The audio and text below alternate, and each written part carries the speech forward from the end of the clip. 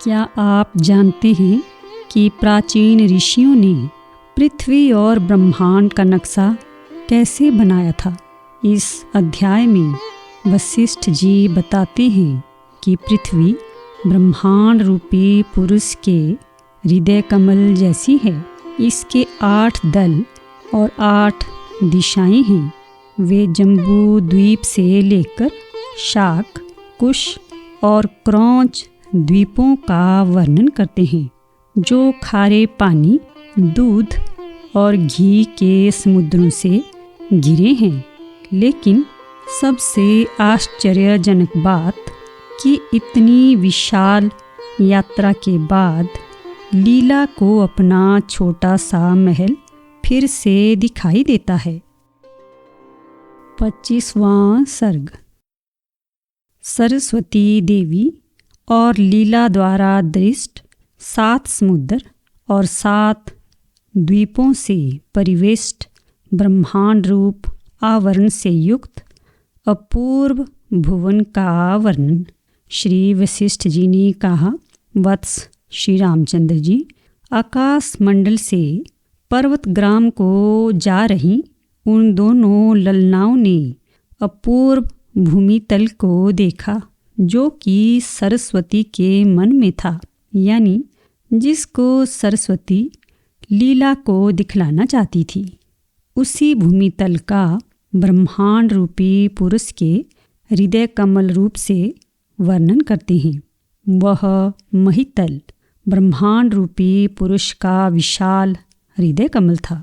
8 दिशाएं उसकी पंखुड़ियाँ थीं। पर्वत रूपी केसरों से ठसाठस भरा था। मन को आकर्षण करने वाली सुगंधि से उसकी मनोहरता कहीं अधिक बढ़ी चढ़ी थी। सरिताएं ही उसकी अवान्तर शाखाएं अर्थात केसर की अवान्तर शाखाएं थी, कारण कि वे केसर रूप पर्वतों से निकली थी। हिमकण ही उनके नाल के बीच में स्थित मधु बिंदु थे। रात्रि उसकी भंवरी थी, अर्थात रात्रि रूपी भंवरी से वह भ्रमी युक्त था। असीम प्राणी वर्ग उसके मशक थे। भोग्य वस्तुओं के गुण उसके नाल दंड के भीतर के तंतु थे। उनसे वह व्याप्त था। जल प्रवाह को बहाने वाले पाताल आदि बिल उसके सुंदर नाल छिद्र थे। उनसे वह परिवृत था और सूर्य के प्रकाश से अत्यंत कांति वाला था। श्रृंगार आदि 9 रस उसके मकरंद थे। उनसे वह सरस था। आकाश में घूम रहा हंस सूर्य उसका हंस था। ब्रह्मा की रात्रि रूप रात्रि में अर्थात प्रलय काल में संकोच को प्राप्त होता था। पाताल रूपी पंख में निमग्न शेषनाग उसका मृणाल दंड था। कभी आश्रयभूत महासागर के कंपन से उक्त भुवन रूपी हृदय कमल की पंखुरी रूप 10 दिशाएं कंपित हो जाती थी। नाल के अधोभाग में स्थित अनंत दैत्य दानव ही उसके अनंत कांटे थे। उसका मृणाल कंद संतति रूपी प्राणियों की बीजभूत संयोग से सुकुमार असुरों के स्त्री समूह रूपी मृणाल कलिका आदि वल्लरी द्वारा प्राप्त करने योग्य महाबीज स्थानीय मेरु आदि पर्वतों का हृदय के समान जीवन का हेतु था। उस भुवन रूप कमल में उन्होंने विशाल कर्णिका को देखा, जो जम्बू द्वीप नाम से प्रसिद्ध थी। उसमें सरिताएं ही केसर की अवान्तर शाखाओं के नाल दंड थे।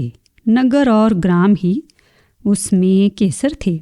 वह जम्बू द्वीप रूपी कर्णिका उत्तुंग 7 कुल पर्वत रूपी बीजों से बड़ी भली लगती थी। मध्यवर्ती अत्यंत उत्तुंग महामेरु रूपी बीज से आकाश को स्पर्श कर रही थी। सरोवर उसके ओस की बूंद थे। वन और जंगल उसके पराग थे तथा कर्णिका के अगल बगल के स्थानों में चारों ओर मंडल के मध्य में रहने वाला जन समुदाय ही अलीवृंद था। वह जम्बूद्वीप नामक कर्णिका प्रत्येक पूर्णिमा में उमड़ने वाले चारों दिशाओं में स्थित तथा 100 योजन विस्तीर्ण समुद्र रूपी भ्रमरों से व्याप्त थी। 8 दिशा रूपी पंखुड़ियों में स्थित दिक्पालों के सहित सागर उसके 6 पद थे। उसके भद्राश्व केतुपाल आदि 9 भाइयों ने, जो कि राजा थे, 9 विभाग किए थे तथा वह लाखों योजन विस्तीर्ण थी और रजकणों से व्याप्त थी। अनेक जनपद देश समूह उसके स्थिर हिमकण के सीकर थे। वह जम्बू द्वीप रूपी कर्णिका इस द्वीप से दुगुने परिमाण वाले क्षार समुद्र से शंखवलय से मणिबंध की नाई चारों ओर घिरी हुई थी। तदनंतर उससे भी दुगुने देह को धारण कर रही शाक नामक द्वीप रेखा से घिरी हुई जगद्रूप पद्मलता से व्याप्त थी। तदनंतर उससे भी दुगने आकार धारण करने वाली स्वादु और शीतल नवीन क्षीर से पूर्ण समुद्र रेखा से यानी क्षीर सागर से व्याप्त थी। तदनंतर क्षीर सागर से भी दुगने आकार को धारण कर रही अनेक जनों से अलंकृत कुश नामक द्वीप रेखा से वेष्टित थी। तदनंतर कुश द्वीप से भी दुगनी आकार वाली दधी समुद्र की रेखा से, जो सतत देवताओं के समूहों को तृप्त करती है, वेष्टित थी। तदनंतर दधी समुद्र से भी दुगने परिमाण वाली कौच नामक द्वीप रेखा से नवीन राजनगरी की तरह घिरी हुई थी। तदनंतर कौच द्वीप से दुगनी आकार वाली घृत समुद्र की रेखा से घिरी थी।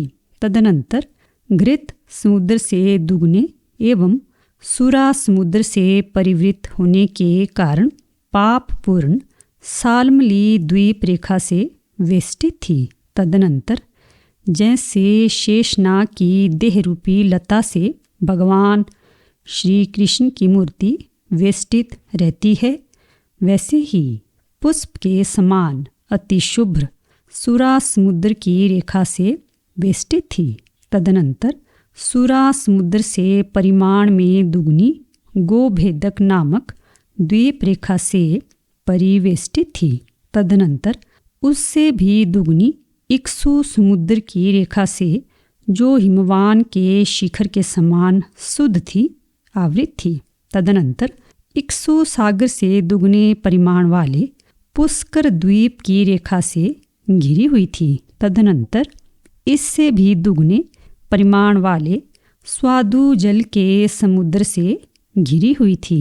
तदनंतर वह कर्णिका उक्त स्वादु जल समुद्र से 10 गुना अधिक परिमाण वाले पाताल तलगामी गड्ढों के समूह रूप निखात वलय से, जो पाताल में जाने वालों का महाभयप्रद मार्ग है, वेष्टित थी।